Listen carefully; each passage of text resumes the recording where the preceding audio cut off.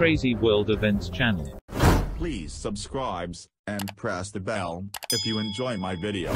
More video is waiting for you. Today, we will show you a living fossil of the seas you never know actually exists. The Nautilus, living fossil. Nautiluses have been around for a long time, like before the dinosaurs kind of long.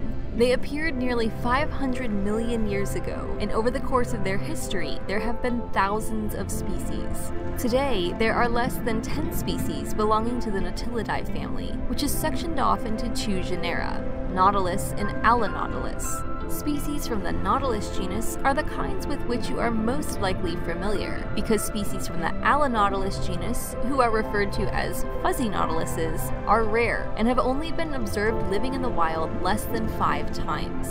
That's as rare as Chester saying no to food. Oh, and there are animals called paper nautiluses, but they aren't true nautiluses, they're octopuses.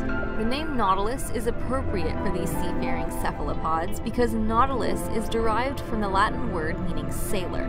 The way these sailors move about is via jet propulsion thanks to their unique design. Nautilus shells form with chambers. If you were to cut one in half, which we don't recommend since that would hurt the little gal inside, you would see 30 or more compartments. When a nautilus is born, it has few compartments, and as it grows, it gains more. The squishy body part of the nautilus is found in the outermost chamber, while the remaining chambers are filled with a gas and liquid mixture that provide the animal buoyancy. By changing the ratio of gas to liquid within this mixture, nautiluses can make themselves sink or float. To move, a nautilus will pull water into the upper part of its shell, and then push it back out through a siphon, which is pointed in the direction opposite of where the animal wants to move.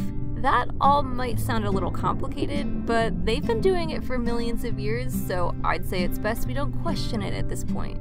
For as durable as nautiluses have been throughout history and prehistory, they don't really hold up well in captivity, so we haven't had as much opportunity to study them. They're captured for their beautiful, elaborate shells, which are sold as decoration pieces. But it's believed that their numbers could be declining, so many people frown upon this practice. Nautiluses are gorgeous though, boasting colorful shades of red or orange against creamy whites.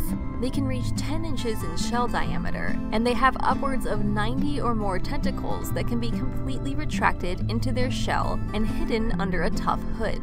Their tentacles do not have suction cups like those of an octopus, and instead have grooves that help with holding and grabbing food. Nautiluses eat crustaceans as well as fish, and they also scavenge for dead animals. In turn, they are consumed by sea turtles, sharks, octopuses, and sometimes even other nautiluses.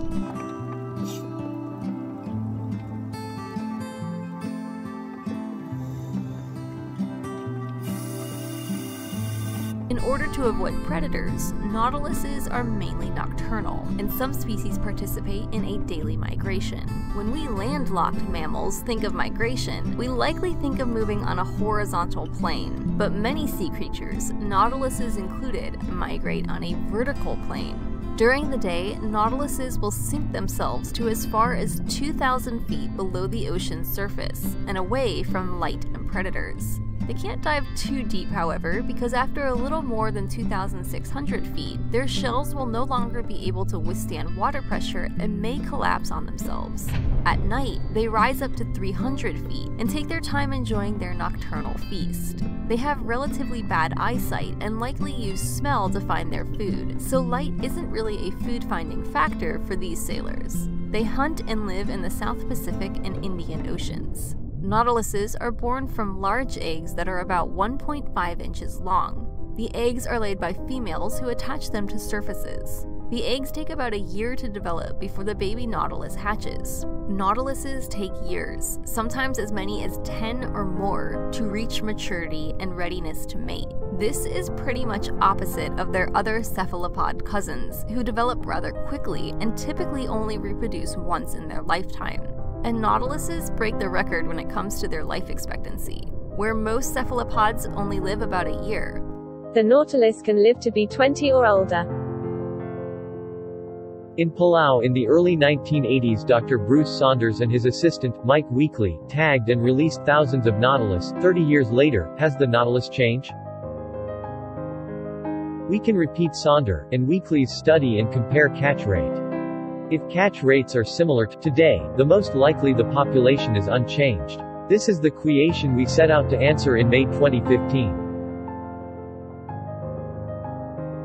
Nautilus Research Palau. Coral Reef Research Foundation, CRRF. Pat Collin finishing trap frames identical to those used by Saunders.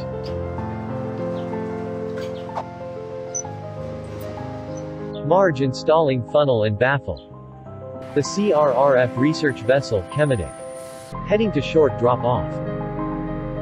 Baiting the trap with tuna. Shot drop-off where Saunders set his trap.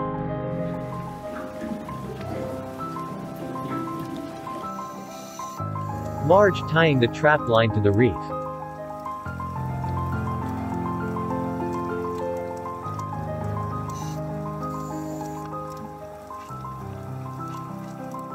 Paying out $1,200 of rope, then releasing the trap.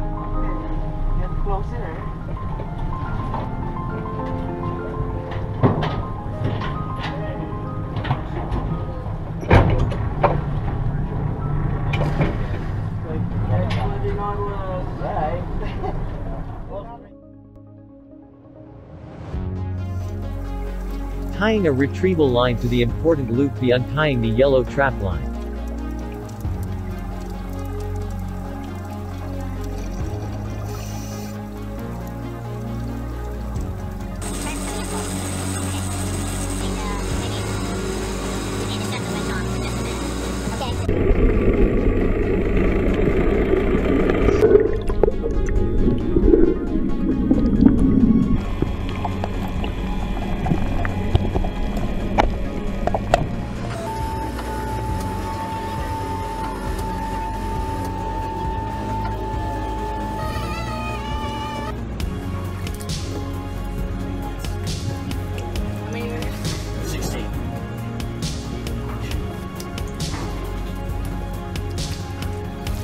Nautilus in chilled seawater. Sexing each Nautilus.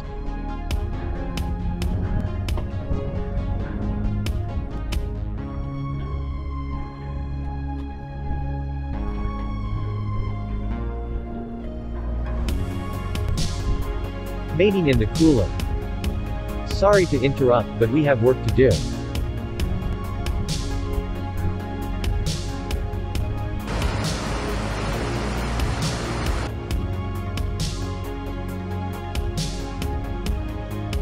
Nautilus pompilius, egg capsule. Nautilus balancis, early stage embryo.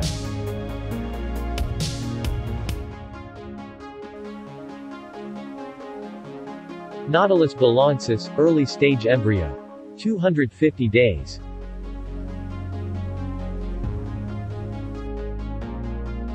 $272 days.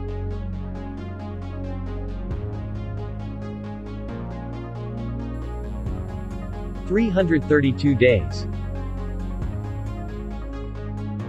Nautilus balancis pre-hatching. Newly hatched. Hatchling feeding on shrimp. Hatchling baby Nautilus. You can see if they're covering.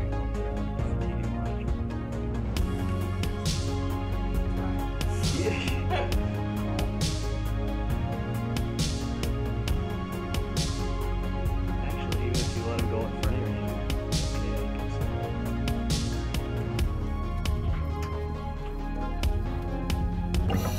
you. Marge preparing to release the Nautilus.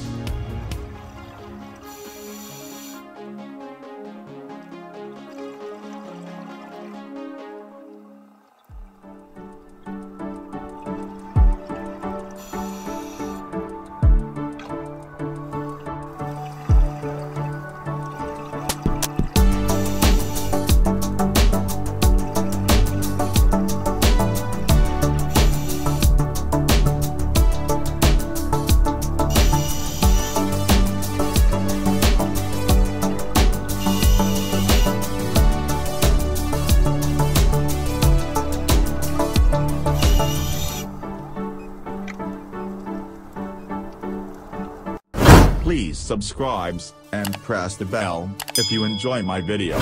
More video is waiting for you. Thank you for watching. I hope you enjoy my video.